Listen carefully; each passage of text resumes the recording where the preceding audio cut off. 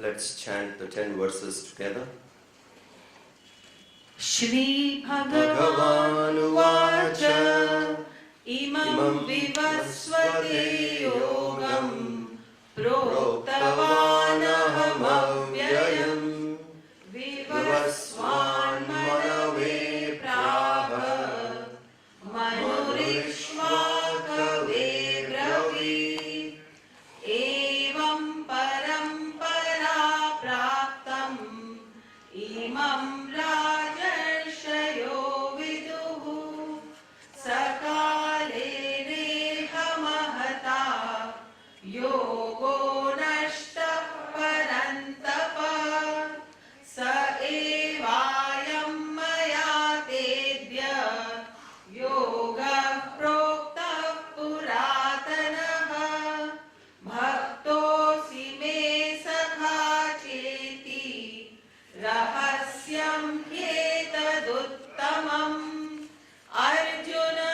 Uvacha Aparam Bhavato Janma Param Janma Vivasvataha Kathametadvijaniyam Tvamadau Proktavaniti Shri Bhagavan Uvacha Bahuni me vyatitani janmani tava charjuna tanyaham veda sarvani natvam vetha parantapa ajopi sannavyayatma bhutanam ishwaropi san prakritim swamadhisthaya sambhavam yatma mayaya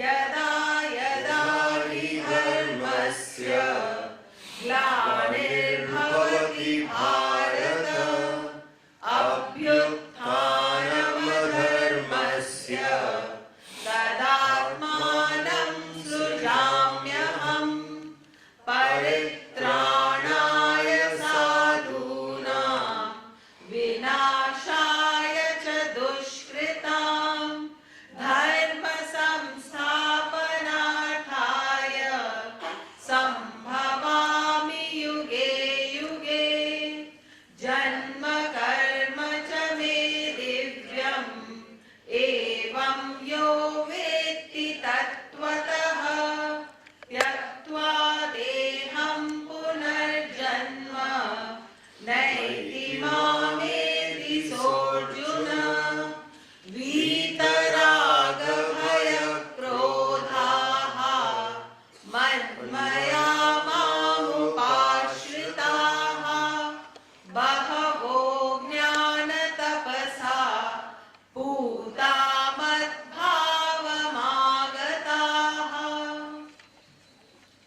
This was the verse we discussed yesterday.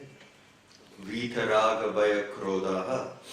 3 things if we manage to drop, that's a great achievement in life. Things externally, what we try to achieve, cannot be that impactful. Because externally, a lot of things can be achieved. Right means, wrong means, so many people achieve. But subjectively, if a person can overcome attachment, fear, anger, that's a great achievement. One of the sages who met Alexander looked at Alexander and said, "You don't ask me to bow down because I will not.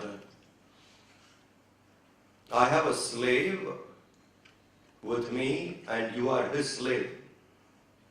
Imagine a sage talking to the man who had conquered half the world, fearless, no attachment, and tells him straight, "I have a slave." What is that? I have conquered anger. I have conquered fear. And you have not conquered them still. You are a slave of it. So that is very, very important, that externally achieving things are not that very difficult, but These things need to be achieved. How do I overcome attachment? In the same verse, Krishna says, absorbed in me, manmaya ma. Manmaya, who is absorbed in me, having turned our mind, if we get attached to the higher, it becomes easy to detach to the lower. Don't try without that, it is not possible. Without attachment to the higher, to get detached is going to be extremely difficult, rather impossible. On the other hand, if we get ourselves attached to the higher, nobler, then we slowly drop the lower. So if we need to get detached to the matter, we need to get attached to spirit, Prakriti and Purusha, materialism and spiritual world. To play in the material world, attachment to spirituality is very important. One grip on the Lord, and then this becomes so easy to play in the world. Then it's a nice game to play. But one grip should be in the Lord. Attached to the higher, we can start playing with the lower. Without attachment to the higher, when we play in the world, it doesn't even look like a game for us. It gets so serious, hurts us, and continuously there is something or other troubling, disturbing, now happy, now frustrated.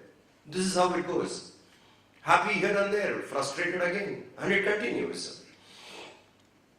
And it is not going to be any different. What it was so far, that's how it is going to be further, unless we hook on to the higher. Attachment to the higher, to the Lord, being more in satsang, then we play the game well in the world. Because to play the game in the world and to enjoy the game, there must be a kind of a detachment. Our Upanishad, Isavasya says, Tena tyaktena bhunjita. Beautiful line. Tena tyaktena bhunjita. With detachment, you enjoy the world. Go play in the world. There's a lot of things the world can offer, but it must come from a grip on the higher. So one of the important things we need to conquer, we need to overcome is attachment. So Krishna tells Arjuna, Arjuna, get this quickly. Conquer it. And Sri Krishna was there in the world, completely detached. And there were quite a few people completely detached. Because the moment we get attached to the higher, there is peace. There is independence. Without objects, you can be happy. Please remember. Without external sources, you can be happy. If I can be happy without external sources, why would I get attached to it? Today, one gets attached to the external sources because that's the only way I think I can be happy. Because there's no other source. One does not know. So one gets attached. And to the object I get attached, it can't last long. It is designed, created, programmed to be only for a while. Every worldly experience is designed to stay for a moment, not long. It stays and then it changes. It stays, then it changes. And I don't want it to change, I want it to be the same. But it is designed. It is like asking, I don't want the fire to be hot. The fire will be hot. Why? Because it is programmed to be hot. World of objects are programmed to change. So that is something which I should understand. Then I know that it is programmed to change and I have to play with the change. The world I live is continuously changing and I have to play with the change. Move with the change. To play, to move, to negotiate with the change. I should have a grip on the higher. Attached to the higher makes us detached to the lower. Raga, we can overcome that way. Raga, bhaya, fear.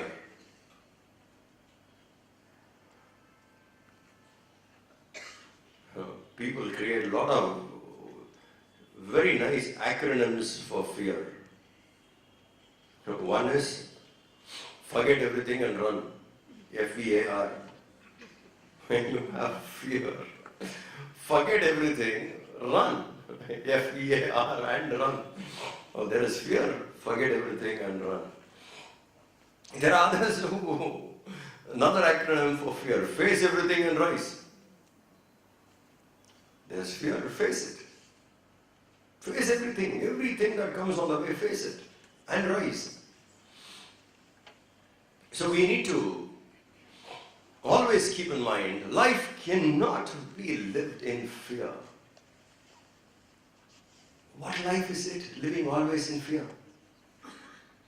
Constantly threatened by something or other. So much scared people are. And living always in fear. What a slavish life.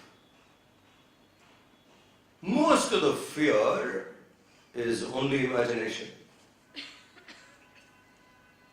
And the cause for fear is ignorance. That's why in the same verse, Krishna says, committing to jnana yajna, where he says so beautifully, he says here, and putaha jnana tapasa, by jnana yoga, by the knowledge, they get purified. Knowledge helps us to clear all the junk we have in the mind. Lots of junk. Fear is one such thing, which stays there and irritates. What all people are scared. People are scared to say something. People are scared to not to say something. All kinds of fear.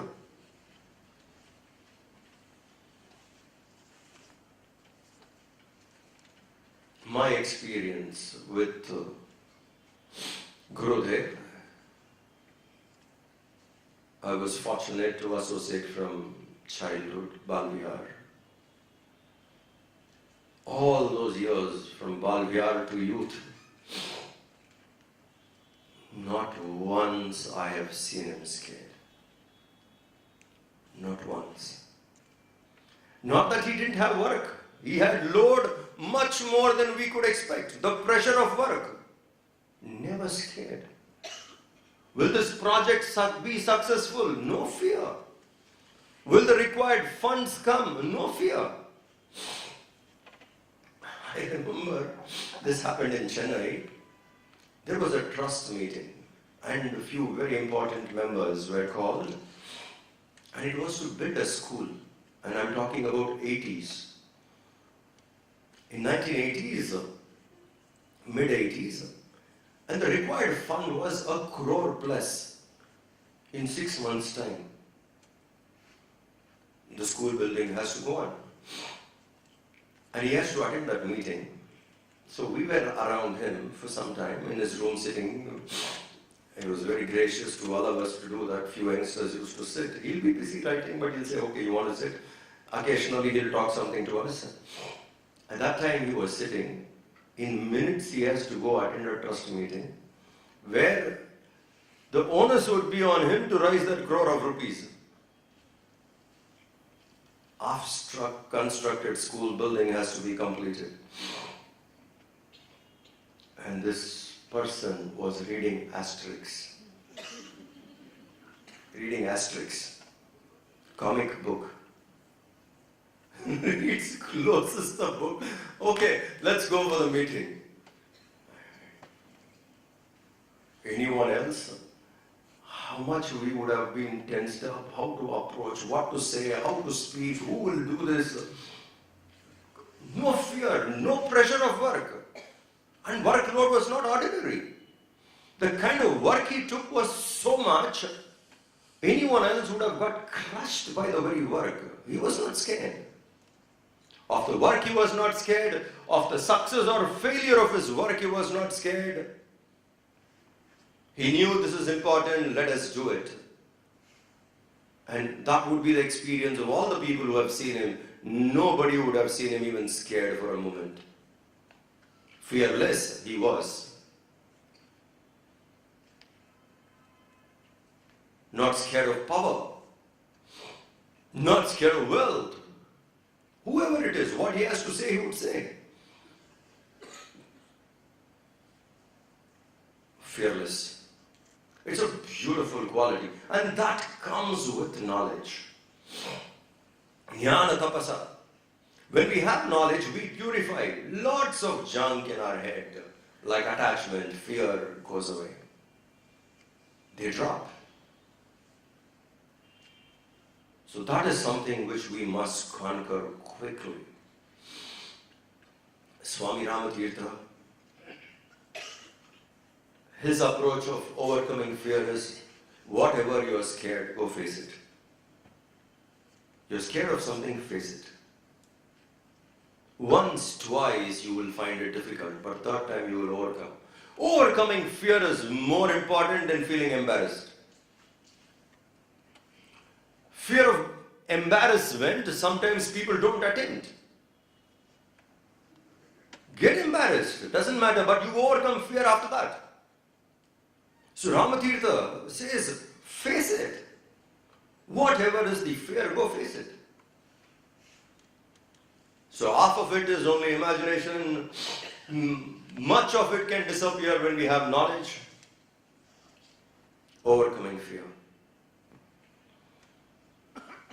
Swami Vivekananda, how many times, page to page in his literature you will find, you are not a sheep, you are a lion, walk with your original nature. Rise up to your stature. Why live in fear? Fear is weakness. Fear is inferiority. Fear is living far away from human dignity. We cannot have fear. So Krishna tells Arjuna, overcome attachment, overcome fear. And then he says, overcome anger. Raga, Bhaya, Krodha. These are the three things he's telling us to drop. And how much peaceful one would be. Imagine the freedom to move around in the world without attachment. To have and not to hold. Greatest freedom. And to move anywhere. Absolutely fearless. And then the third point he says, overcome anger. Anger is an expression.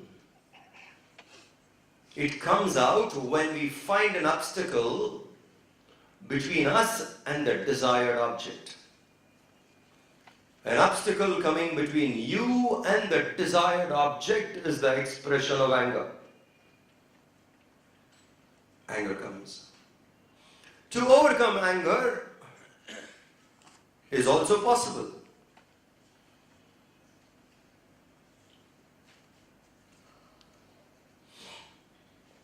The root cause could be desire. We negate them.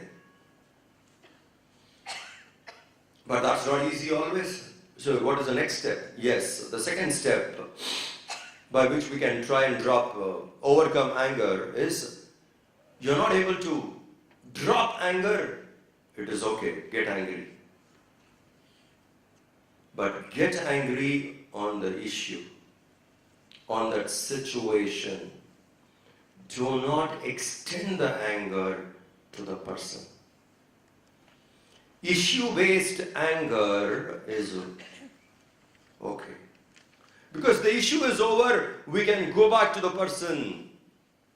Have the sportingness to go back and say, sorry, I lost control. And I'm trying to improve myself. We'll be more careful next time. Issue-based anger. If it is person-based anger, then we cannot. then there would be a lot of ego coming in between and we won't drop the ego. We won't drop the anger. And next time you see the person, the anger comes back again. Anger must be, like if you get angry, let it be on the issue and not on the person. Something which happened, I did not like it, therefore I expressed. With that issue, it is all over. We are just the same. If you are not able to do it, then anger develops further. And if you live in anger for a longer time, retain anger longer time, it will convert to severe hatredness. Anger sustained longer, if you don't get rid of them, it will get into severe hatredness. Now, hatredness is a very, very absolutely negative quality.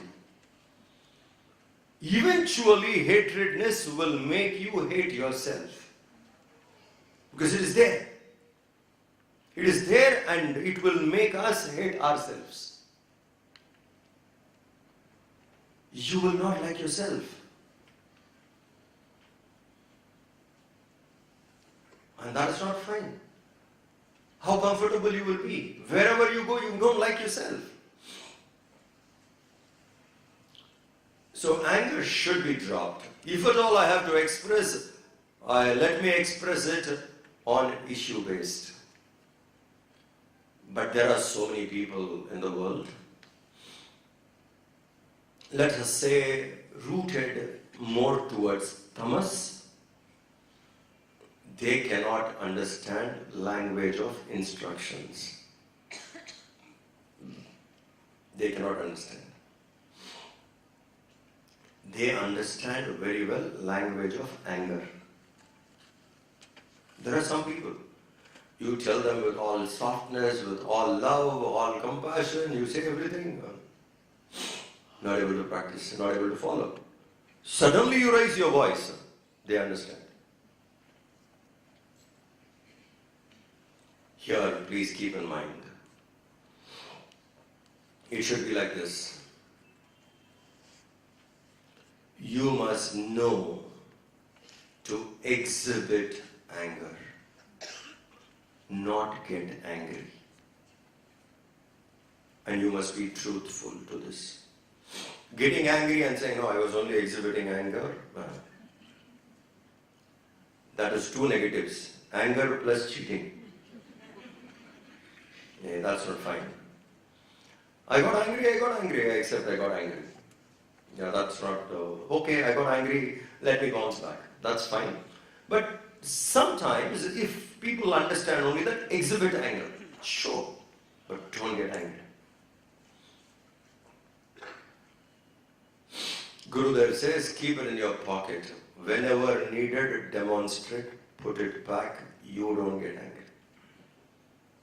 Nice, keeping it in your pocket. Now and then flash it. Put it back. But you are not angry. Issue-based anger will slowly remove anger.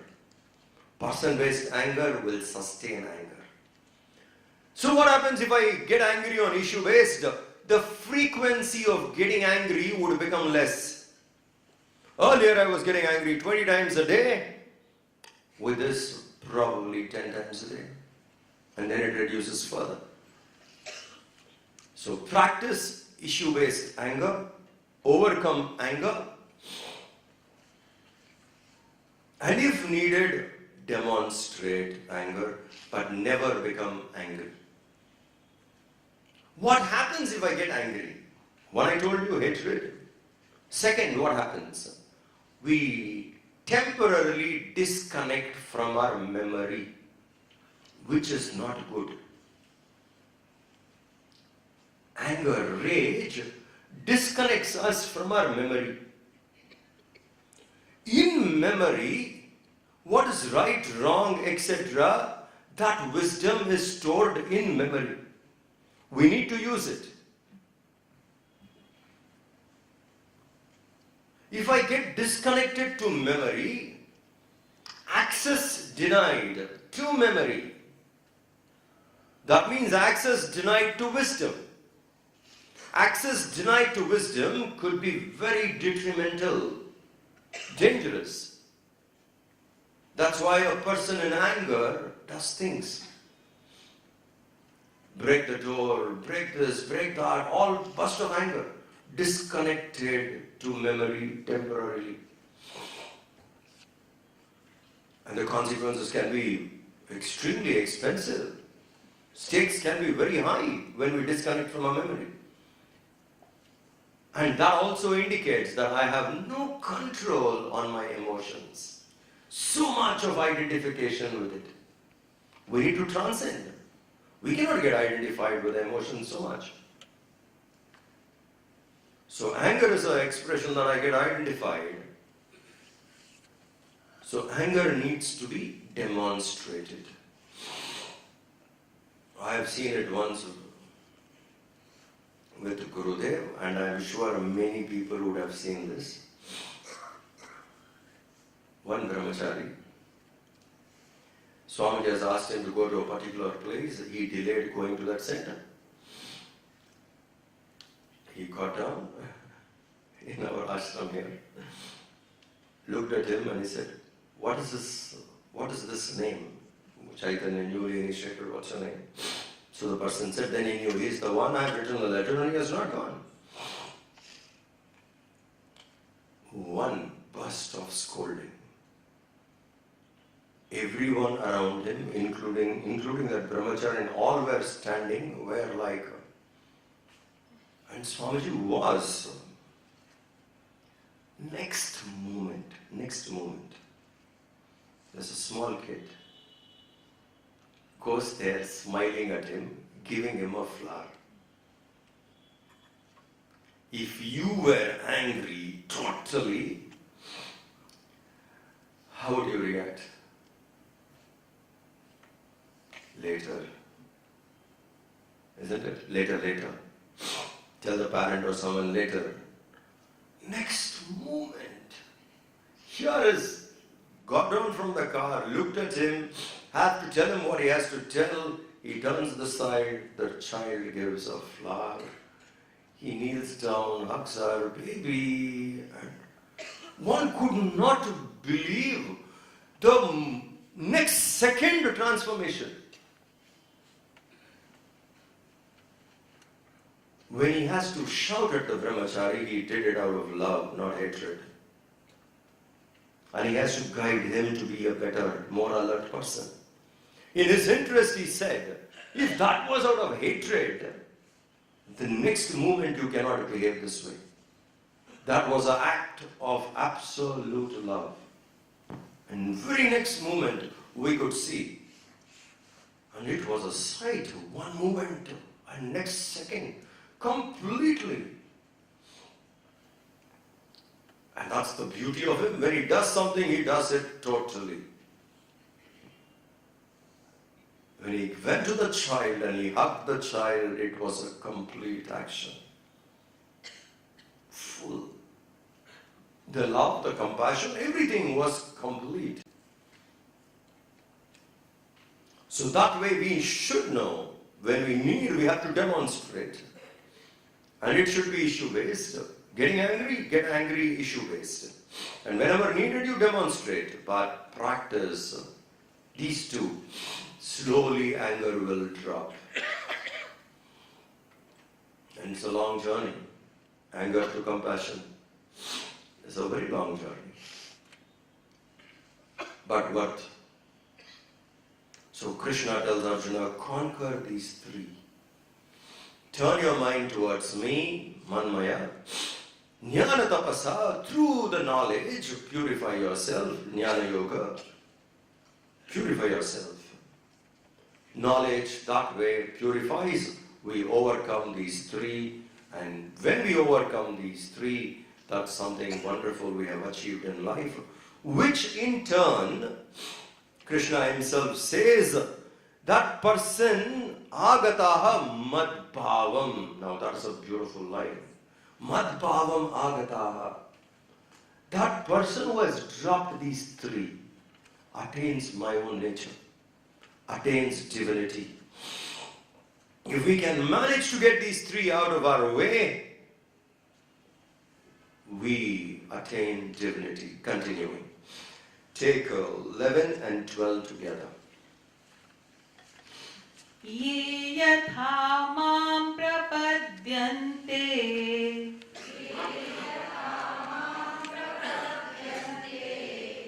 तांस्तथैव भजाम्यहम्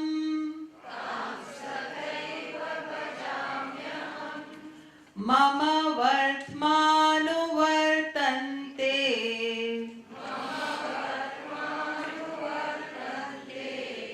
मनुष्या पार्थ सर्वशः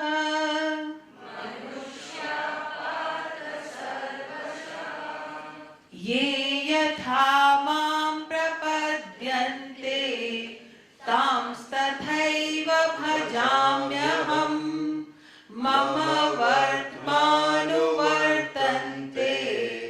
मनुष्या पार्थ सर्वशः काङ्क्षन्त कर्मणां सिद्धिम्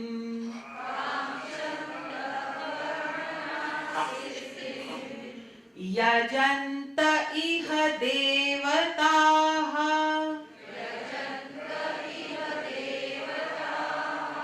क्षिप्रं हि मानुषे लोके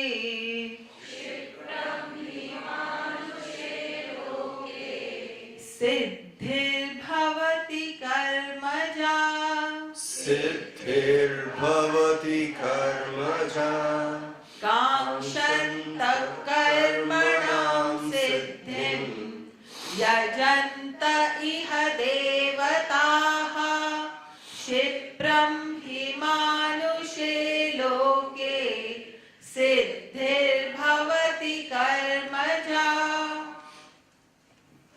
Here he says, ye mam prapadyante yatha. Ye yatha mam prapadyante, ye mam prapadyante. Whoever approaches me yatha with any kind of a desire, aham bhajami than. Than bhajami aham. I bless that person to acquire that desire. With that desire itself, tatha eva. With whatever desire a person approaches me, I bless that person to acquire that desire. Hey Arjuna, hey Partha, Manushya anuvartante, people tread, mama vartama, my path, sarvashaha, always. And in the next verse he says, Kangshantaha, desiring the results of action, various desires which they want, the result of their action. They worship yajante, they worship devataha, for why? The results, siddhihi karmaja, the results born out of action are quickly attained. Worldly things are quickly attained, comes quickly. Bhavati Shipram comes quickly, Manushya Loke in this world. So what is Krishna telling here is, whoever approaches me with any desire, I bless them with that desire itself. O Arjuna, people tread my path by always desiring the results of action, they worship gods. For the result born out of action, karmaja, comes quickly in the world of humans, Manushya Loke.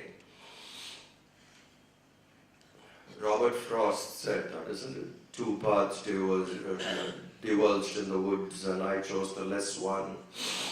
And that made all the difference. The same thought was pointed out in the Upanishads called Shreyas and Preyas. There are two paths, Shreyas and Preyas. Shreyas is the path of the good, which makes us evolve. And there is a lot of happiness in it. But that happiness comes from within, without any external sources. If we follow the path of Shreyas, happiness we get is devoid of the world of objects. Without a world of objects, we are happy. That is natural. The path of prayers, when we go, it's a path of pleasure. One becomes happy only with objects. And we have already discussed the objects continuously change. They are programmed to change, so the happiness also is gone and gone, doesn't stay. So of the two paths, many people choose the path of prayers, which can give them a kind of a joy immediately. To attain that, they even approach God. Even approach God. I have been coming to you so sincerely. So many things I have been doing to you so sincerely. This is the only thing I'm asking, O Lord. Why can't you give it to me? You have been going to God so sincerely. Very good. Why lose it for a worldly desire? Something so beautiful, devotion towards the Lord for whom you have been going, and suddenly asking something of the world.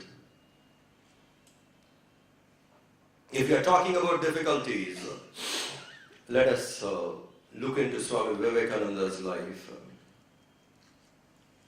He was born in a very affluent family.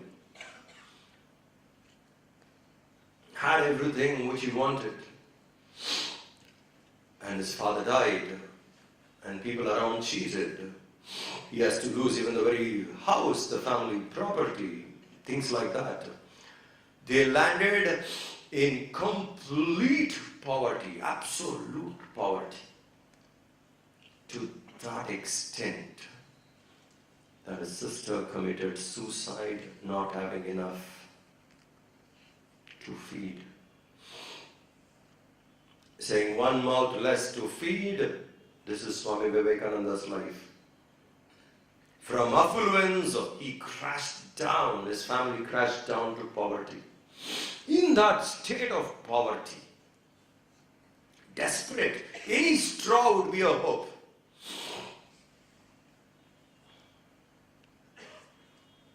In one of the conversations with Ramakrishna Paramahamsa, when Vivekananda went there, and he said, so much of difficulty I go through.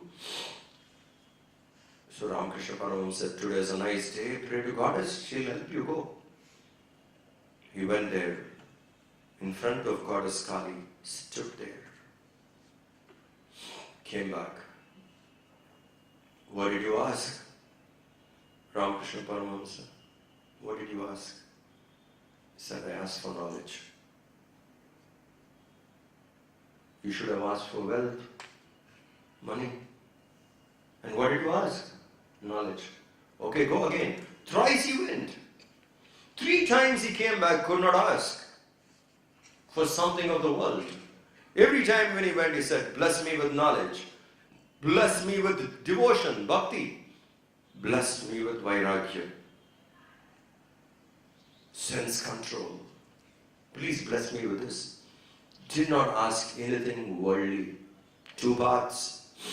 Path of the pleasure, path of the good. Shreyas and prayers. At that level of poverty, any relief would be a welcome. In prayer, he didn't bring selfishness. He did not bring worldliness. Imagine how noble is the prayer. Approaching God, nobility. With that kind of a pressure, he did not give in. There's nothing wrong in asking. And the Lord says, they ask, I give, because the results are equally immediate, so they ask. They approach, whichever devata they approach, and they get blessed that way. And if you seek Lord, you get blessed with Lord. So we should understand our journey is to go beyond the worldliness, etc., and reach the higher. Worldliness is a phase. It's a pace. You need to play with it for a while. It can't be a goal forever.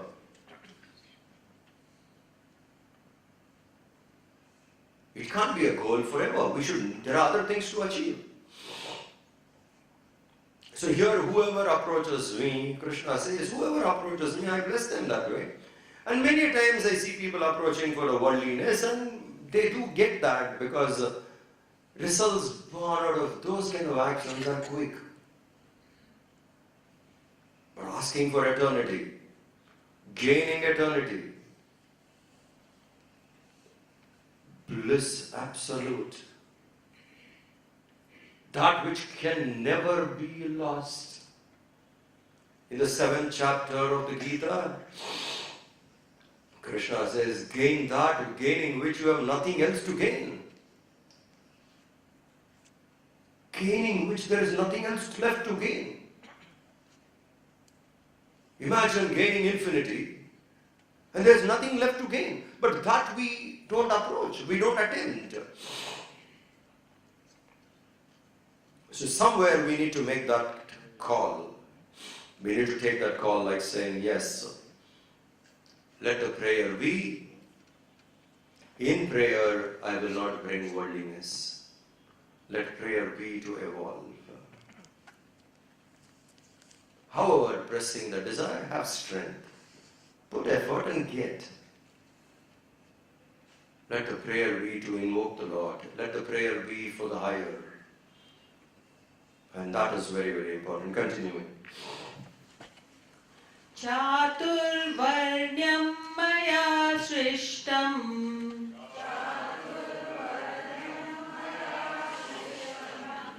Gunakarma vibhagashah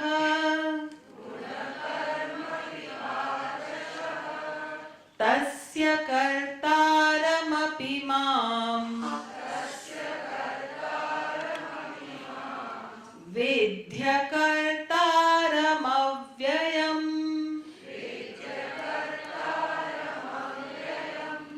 Chaturvarnyam maya srishtam Gunakarma vibhagashah Tasya kartaramapi mam Vidya kartaramavyayam. This is one of the most striking verses, very important verse. It has to be understood correctly. Chaturvarnyam maya srishtam. Chaturvarnyam. Varna are 4 types. Brahmana, Kshatriya, Vaishya, Shudra. 4 types. 4 molds. Molding. 4 types. Maya srishtam has been created by me. Krishna says these 4 molds, Brahmana, Kshatriya, Vaishya, Shudra, is created by me. I am the author of it. I created it. Based on what? He says that is based on guna karma vibhagashaha. Based upon guna and karma. These 4 folds are created by me based upon the guna and the karma. Guna, quality of the mind. As the mind, so the action. The kind of a mind we entertain, our actions would be only the thoughts coming out. Action is nothing but thoughts expressed outside. Thoughts grossified is action. So based on the thought, characteristics in the mind, guna and karma, based on this you have to determine who fits into which mold. Brahmana, Kshatriya, Vaishya, Shudra. Who fits into which mold? These 4 molds I have created based on this. So basically a person can be a Brahmin, Kshatriya, Vaishya, Shudra in the mind. It cannot be extended to the body level and determined. It cannot be done. Then why did we do it in India? And this 4 exists everywhere in the world. These four molds he did not create for the followers of Hindu culture. In the vision of God, everyone is there. Vasudeva Kutumbakam. All are fitting into it. It's not just one group of people. Please understand. We have to know this. The most fascinating literature we have is Upanishads. Upanishad talks about Shreyas, prayers, path of divine and rising up and all that. In the Upanishads, never you will find the Rishi talking about patriotism as a value. Desha Bhakti, you will not find that in the Gita as well as in Upanishads. Desha Bhakti.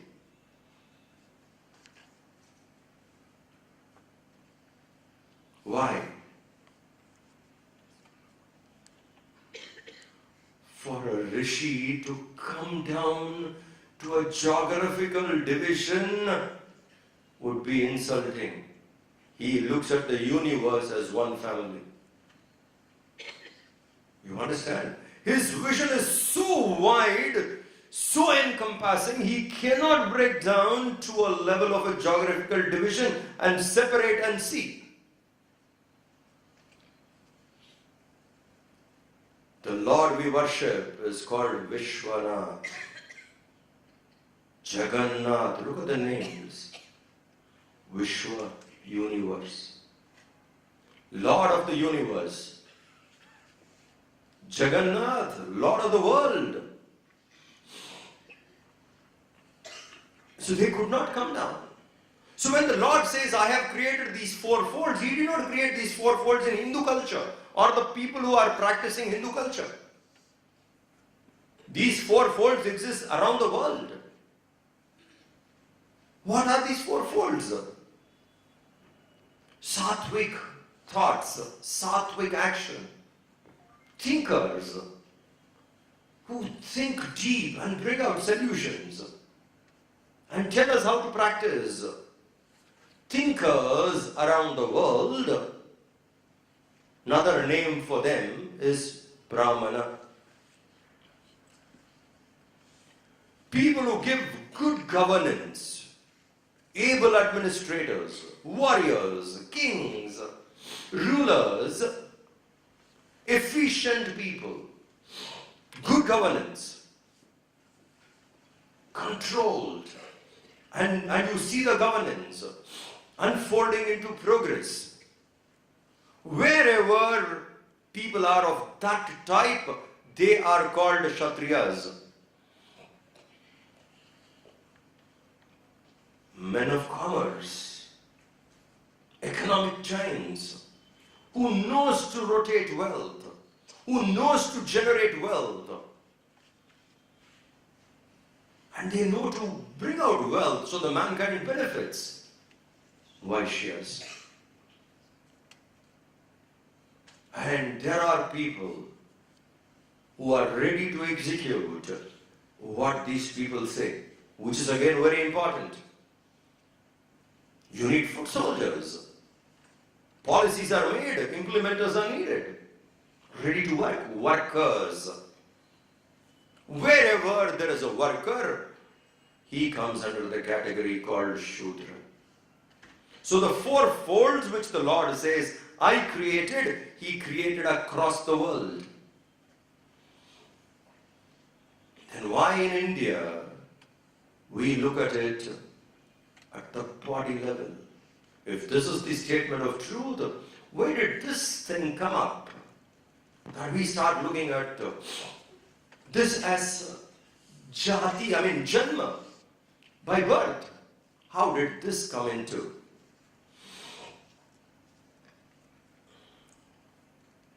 We Indians are deep thinkers and we have lived long, oldest civilization on earth.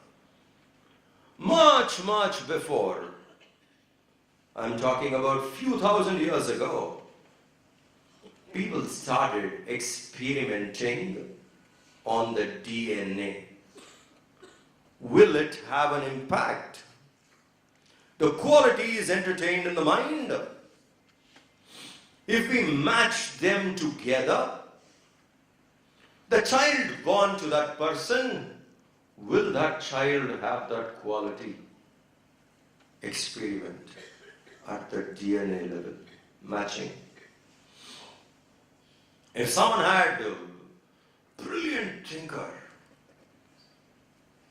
and he was wedded to a person, to a lady who is a brilliant thinker, two brilliant thinkers, will the child develop the ability to think in that direction? Two artists, will the kid take it up? Let us experiment and try it out. Today, with all the technology, we agree that DNA has a greater impact and it comes down. So this was the experiment done. And we found brilliant results. It did come down. A lot of good things came up. Because two people, the father and the mother having the same quality, got wedded, and it did have an impact on the child. So this was as an experiment tried, and it did benefit. But we have to understand, as time passes, so many other things also people have. The extrovertedness and the worldliness have become so much, so wide, various influences do happen. It's not just one quality. So over a period of time, that experiment, the intensity with which it was done and the results which came were getting diluted. We were not finding the same kind of a result. In some cases, definitely yes. In some cases, the results were not the same. So we were looking at both kinds of results.